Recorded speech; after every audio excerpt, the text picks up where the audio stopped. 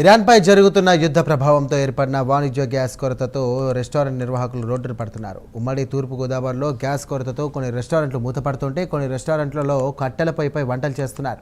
ఇక రెస్టారెంట్ల లోపల కట్టెల పొయ్యి పెట్టుకునే వీలు లేక రోడ్లపైన పెట్టి వంటలు చేస్తున్నారు. ఇక ఇదే అంశానికి సంబంధించి మరింత సమాచారం మా కరెస్పాండెంట్ శ్రీరామూర్తి ఇప్పుడు అందజేస్తారు.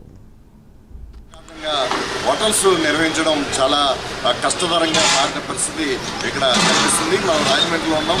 రాజమండ్రిలో అనేక హోటల్స్ ఇప్పుడు కట్టెల మీద వంట చేస్తున్న పరిస్థితి కనిపిస్తుంది. రాజమండ్రి నగరంలోని దాదాపు 150 నుంచి 200కి పైగా రెస్టారెంట్లు ఉన్నాయి. ఈ రెస్టారెంట్లు కూడా అంటే డైలీ కమర్షియల్ గ్యాస్ మీద వంట చేస్తున్నారు. దీనికి ఏదైతే పశ్చిమాస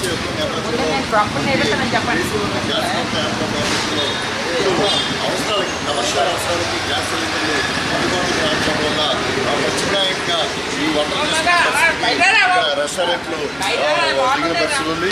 ఇప్పటికీ చాలా రెస్టారెంట్లో అనేక తినుబంధాలు అంటే ఆహార పదార్థాలు అంటే గ్యాస్ ఎక్కువ ఖర్చు అయ్యే పదార్థాలన్నింటినీ కూడా ఆహార పదార్థాలన్నీ కూడా ఇప్పటికే వంట చేయడం మానేశారు.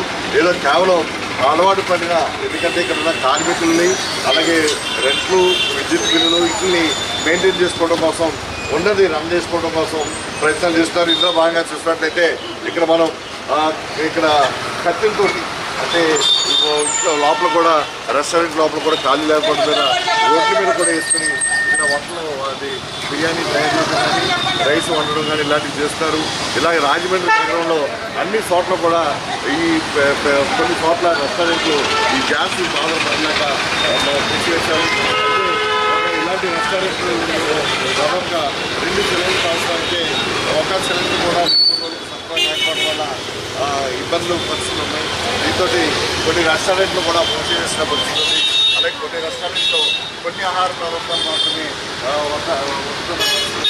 ఎందుకంటే చాలామంది చిన్న రెస్టారెంట్ మీద అలవాటు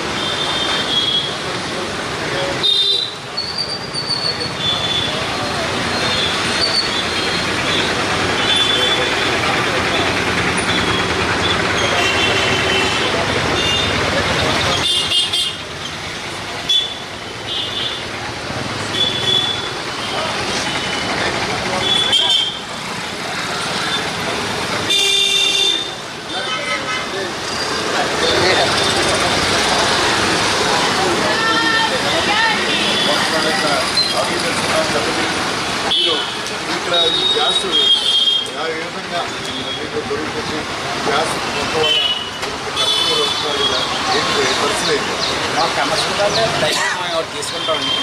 మా కమర్షియల్ వాళ్ళు ఆఫీస్ వారు డైరెక్ట్గా కమర్షియల్ వాళ్ళు వ్యాపారస్తులకు ఎవరికి